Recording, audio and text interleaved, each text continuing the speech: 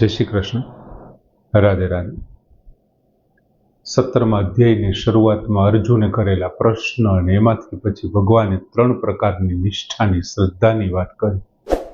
સાત્વિક, રાજસી અને તામસી. એમની સાથે સાથે ભગવાને યજ્ઞ, તપ અને દાનની વાત કરી.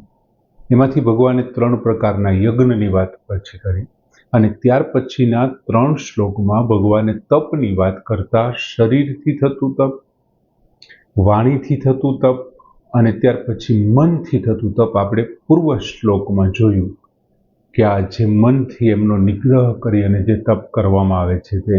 હવે એમને આધારે ભગવાન સાત્વિક વિશેની વાત કરે છે કે ભાઈ આ ત્રણેયનું જે આવી રીતથી કરે છે ને એ સાત્વિક તપ છે. એમના માટે 17મા શ્લોકમાં ભગવાન વાત કરે છે કે શ્રદ્ધયા પરયા તૃપ્તમ તપઃ તત્ ત્રિવિધમ નરેહી અફલાકાંક્ષીભિઃ યુક્તૈઃ સાત્વિકમ પરિચક્ષતે. શ્રદ્ધયા પરયા તપ્તમ, પરમ શ્રદ્ધાથી યુક્ત અફલાકાંક્ષીભિઃ યુક્તૈઃ. ફળેચ્છા રહિત મનુષ્યના દ્વારા ત્રિવિધમ તપઃ નરેહી.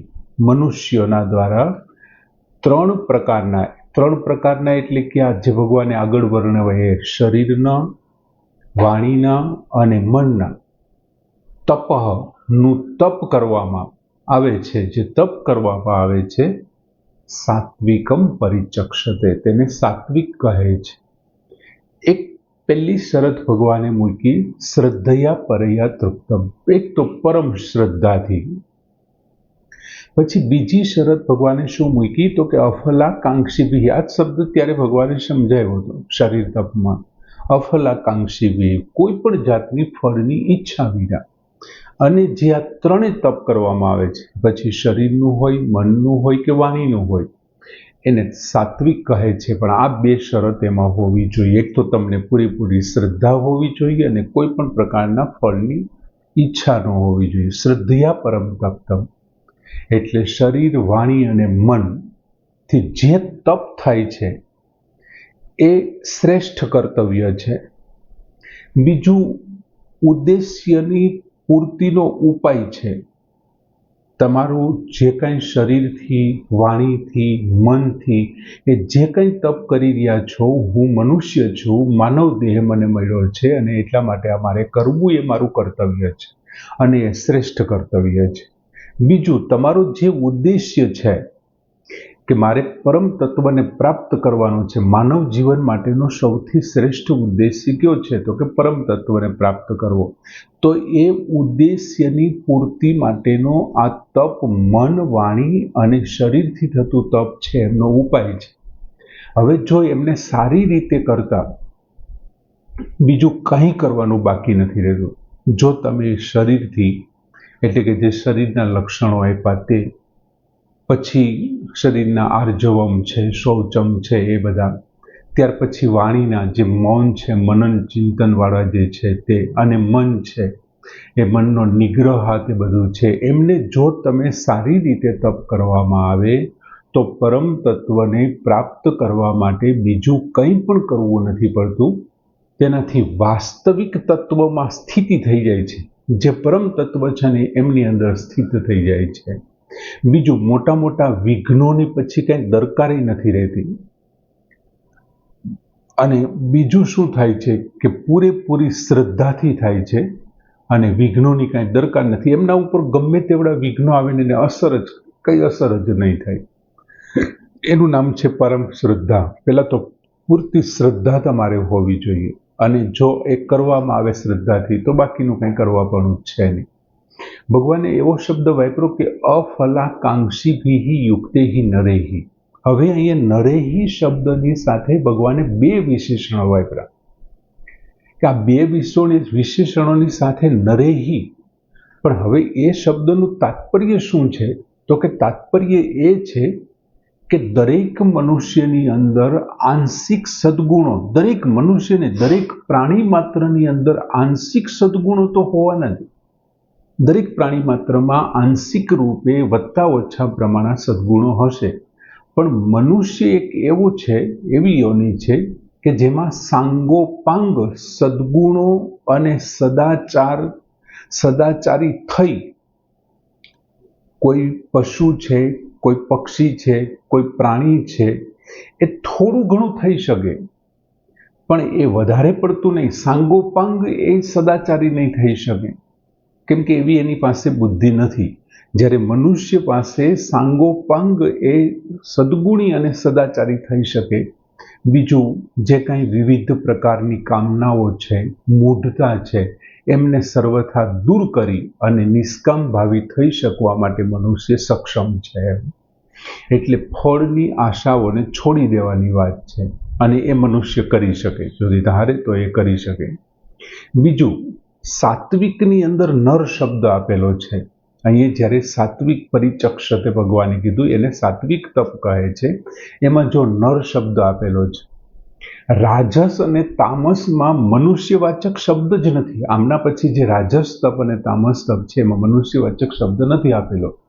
એનું તાત્પર્ય એ છે કે કલ્યાણ માટે જે આપણને આ મનુષ્ય દેહ મળ્યો છે, અને એ કલ્યાણ માટે મળ્યો હોવા છતાં પણ જો માણસ કામના છે, ઈચ્છાઓ છે, ક્રોધ છે, લોભ છે, મોહ છે, દંભ છે, આ બધાને જો પકડી રાખે છે, તો એમને નર શબ્દ છે ને લાગુ નથી પડતું. કદાચ મનુષ્ય સિવાયના કોઈ પકડે છે તો એક વાત જુદી છે, પણ મનુષ્યમાં જો એ પકડી રાખે, આવો સારો દેહ મળ્યો છતાં, એટલા માટે કદાચ ભગવાને ત્યાં નર શબ્દ અથવા તો મનુષ્યવાચક શબ્દ નથી વાપર્યો એમ. હવે તપઃ તત્ ત્રિવિધમ, અહીં ત્રિવિધમ શબ્દ આપ્યો છે, ત્રણેય પ્રકારના. હવે જો સાત્વિકનું વર્ણન છે અને એમાં માત્ર સાત્વિક તપમાં જ ભગવાને ત્રિવિધમ શબ્દ વાપર્યો છે. રાજસ અને તામસમાં કયો શબ્દ છે તો કે યત શબ્દ આપેલો છે. યત એટલે જે, કારણ કે શારીરિક હોય, વાચિક હોય અને માનસિક હોય, આ ત્રણ તપની આપણે અગાઉ વાત જોઈ. આ જે ત્રિવિધ છે તે એ માત્ર સાત્વિક તપમાં જ આવે. ત્રણે ત્રણ છે માત્ર સાત્વિકમાં જ આવે. પહેલા બંનેમાં એ આંશિક રૂપે આવી શકે, ક્યાંક એકાદ આવે. જે દાખલા તરીકે શારીરિક તપ છે એમના 5 લક્ષણો આપણે જોયા, પછી વાણીના છે, મનના છે, એના બધા છે ને સાત્વિકમાં આવી શકે. પણ રાજસ અને તામસની અંદર ક્યાંક એકાદ આવે, ક્યાંક એકથી વધારે આવે, એવું થઈ શકે. રાજસમાં દાખલા તરીકે રાજસ તપ હોય તો એમાં વિધિ વિધાન વધારે હોય, કેમ કે એમાં ફળની ઈચ્છા રાખીને કરવામાં આવે છે, એટલે વિધિ વિધાન છે એ વધારાનો છે. બીજું, તામસની અંદર તો મૂઢતા હોવાની, બીજાને દુઃખ આપવા માટે થાય છે, એટલા બીજાને કષ્ટ આપવું વગેરે દોષો છે, એટલે એમાં પણ બધા નહીં આવે. બીજી વાત, જ્યારે આપણે ક્ષેત્રજ્ઞ યોગ 13મો અધ્યાય જોતા હતા, ત્યાં જ્ઞાનના 7માથી 13મા શ્લોક સુધી જ્ઞાનના 20 લક્ષણોને, જ્ઞાનના 20 સાધનોની વાત કરી કે ભાઈ આ જ્ઞાનના સાધનો છે, એનાથી તું પહેલે પાર જઈ શકે એમ. એમાં એક જ્ઞાનના લક્ષણોમાં શારીરિક તપના 3 લક્ષણો આપેલા હતા. એક શૌચ આપેલું હતું, બીજું આર્જવ આપેલું હતું, અને ત્રીજું અહિંસા આપેલું હતું. શૌચ એટલે પવિત્રતા, આર્જવ એટલે સરળતા, અને અહિંસા એટલે હિંસાનો અભાવ, આ આપેલું હતું. પછી આપણે જ્યારે 16મા અધ્યાયમાં દૈવ્યાસુર સંપત્તિ યોગ જોયો, એમાં દૈવી લક્ષણોની વખતે દૈવી સંપત્તિમાં કુલ 16 લક્ષણોનું વર્ણન હતું. એમાં શારીરિક તપના 3 એટલે કે શૌચ હતું, અહિંસા હતું અને આર્જવ હતું, એમાં પણ એ 3 આપેલા છે. હવે વાચિકના 2 એટલે કે એક સત્ય અને બીજું સ્વાધ્યાય છે. જ્યારે આપણે 16મા અધ્યાય વખતે દૈવી સંપત્તિના લક્ષણ, ત્યારે શારીરિક તપમાંથી 3 લીધા, શૌચ, અહિંસા અને આર્જવ, અને વાચિક એટલે કે વાણીના તપમાંથી 2 લીધા, એક સત્ય અને બીજું સ્વાધ્યાય. સ્વાધ્યાય કરવું એ વાણીનું છે, વાણીના તપની અંદર એ આવે છે. આથી જ્યારે જ્ઞાનના સાધનો અને દૈવી સંપત્તિના જે ગુણોથી જ્યારે કોઈ વ્યક્તિને મુક્તિ થઈ જાય છે, ત્યારે એ રાજસ તામસના નથી, ત્યારે રાજસ તામસમાં નથી થતા. એમ જો તમને 13મા અધ્યાયમાં જ્ઞાનના 20 સાધનોથી મુક્તિ થઈ ગઈ છે, તો પછી તમારે અહીંયા 17મા સુધી આવવાની શું જરૂર છે? રાજસ તામસ અને એ યજ્ઞ સુધી આવવાની શું જરૂર છે? અથવા તમને 16મા અધ્યાયના દેવી સંપત્તિથી જે કંઈ લક્ષણો છે એમનાથી મુક્તિ પ્રાપ્ત થઈ ગઈ, તો પછી એ 17 સુધી આવવાની શું જરૂર છે? ટૂંકમાં જ્ઞાન અને સંપત્તિના જે ગુણોની વાત કરી એમનાથી મુક્તિ થઈ જાય છે, તો પછી એને રાજસ તામસમાં પડવાની જરૂર નથી. આથી રાજસ તામસમાં જેટલું લઈ શકાય તેટલું જ લેવા માટે યત યત શબ્દને વાપર્યો છે. બીજું, ગીતાજીનો મૂળ ધ્યેય શું છે? તો કે બીજા અધ્યાયમાં અર્જુને ભગવાનને શું કીધું હતું કે યત નિશ્ચિતમ શ્રેય, મારું જે નિશ્ચિતપણે કલ્યાણ છે ને તે મને પ્રાપ્ત કરાવો. ગીતાજીએ જ્યારે જ્યારે નિશ્ચિત કલ્યાણ વિશેની વાત કરી છે ને એના 3 ભેદ જ્યારે બતાવ્યા છે, સાત્વિક, રાજસ અને તામસ, ત્યારે સત્યને ગ્રહણ કરવા વિશેની જ વાત છે. પછી એ સત્યને ગ્રહણ કરવાથી ભગવાને તો 16મા અધ્યાયમાં ત્યાં સુધીનું કીધું કે દેવી સંપત વિમોક્ષાય નિબંધાય આસુરી મતા. દેવી સંપત્તિ મોક્ષ માટે છે અને આસુરી છે બંધન માટે. તેથી અહીં ત્રિવિધમ પદ આપેલું છે.